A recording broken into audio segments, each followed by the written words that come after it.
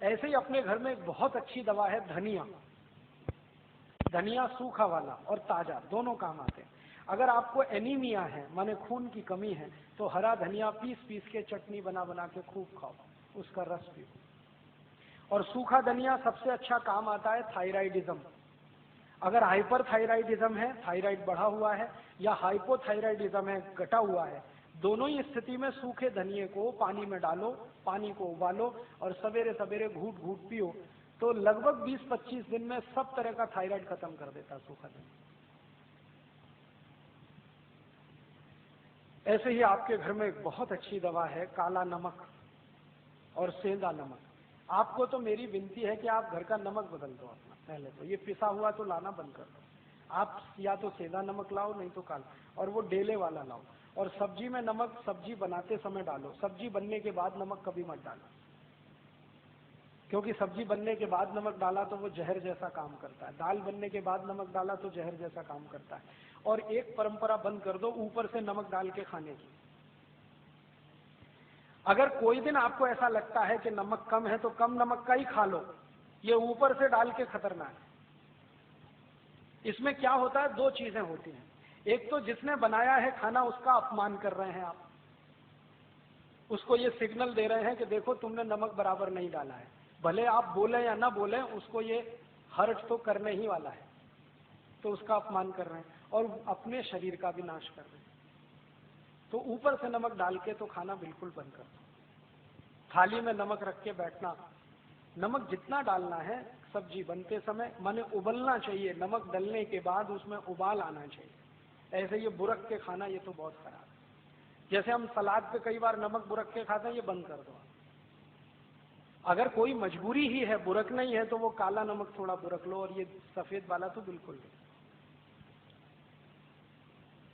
तो इन चीजों से आप बहुत इलाज कर सकते हैं। नमक बदल दो, आपकी बहुत बीमारी चली जाएगी।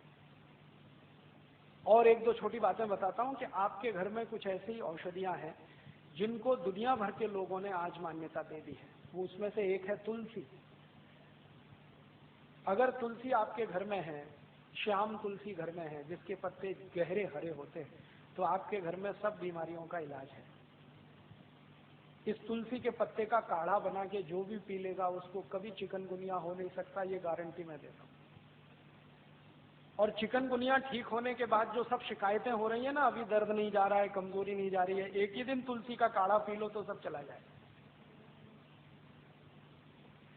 तुलसी जो है ना एंटीपायरेटिक है, माने बुखार से होने वाली तकलीफों की सबसे अच्छी दवा है तुलसी। कभी भी बुखार आ जाए, तुलसी का काढ़ा कभी भी दो, भूलो ही मत।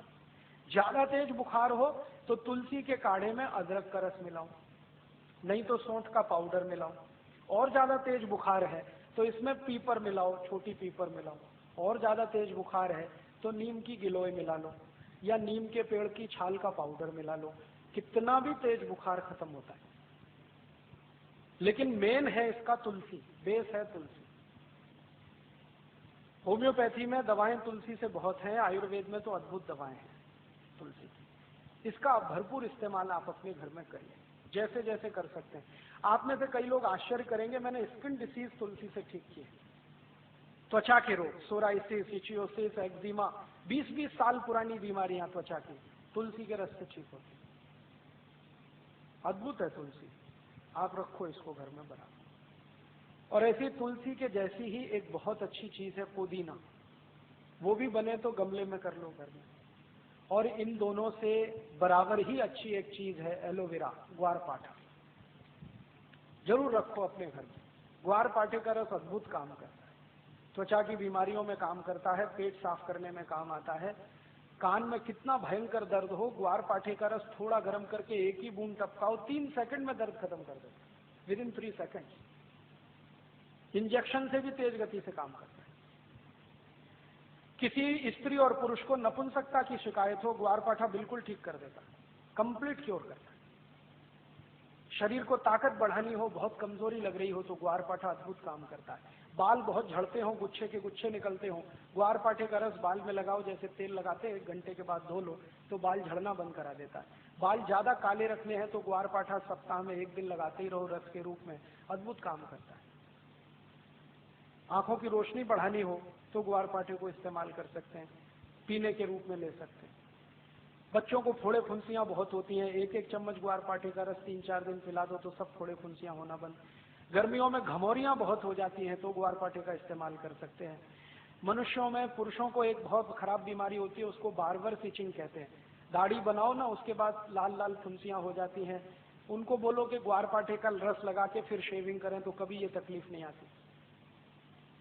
बहुत अच्छी दवा है, घर में है, आप लगा सकते हैं। घर में भी हो सकता है, खेतों में भी हो सकता है। एक दिन मैंने ये सब गिना तो 108 दवाएं हमारे रसोई में हैं, 108, और इनसे हर बीमारी ठीक हो सकती है। कहीं घर के बाहर जाने की जरूरत ही नहीं है। और मैं तो सबको चिल्ला चिल्ला के कहता हूं कि आप बीमारी से नहीं, डॉक्टर से बचो। बीमारी खतरनाक नहीं है, डॉक्टर खतरनाक। एक बीमारी से दूसरे में फंसाएंगे, दूसरे से आपको तीसरे में ले जाएंगे, ठीक ही नहीं होने देंगे। और आजकल डॉक्टर जो दवाएं आपको खिलाते हैं ना, वो दवा अपनी माँ बहन को कभी नहीं खिला सकते, ऐसी दवाएं आपको खिला देते हैं। जिन दवाओं पर कोई क्लिनिकल ट्रायल्स नहीं हुए हैं, जिन दवाओं को किसी ने अप्रूव भी नहीं किया है, उनको धड़ल्ले से प्रेस्क्राइब करते हैं क्योंकि कमीशन मिलता है।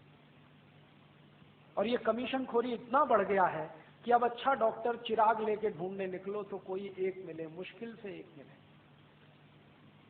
इसलिए आप इनसे अगर बचे रहें तो आपकी जिंदगी बहुत सुरक्षित रहने वाली है।